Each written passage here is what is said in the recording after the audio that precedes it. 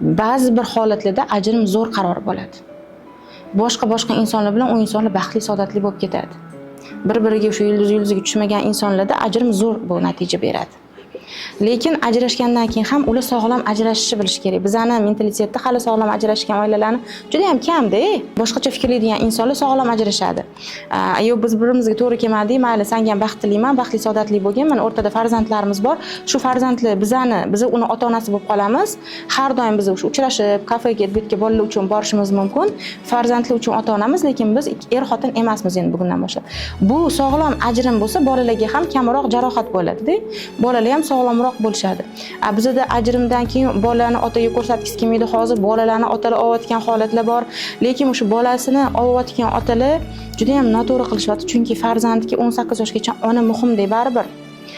Farzand otasiz yashay oladi, lekin onasiz juda ham qiynaladi. Sog'lom ajrashishni o'rganish kerak.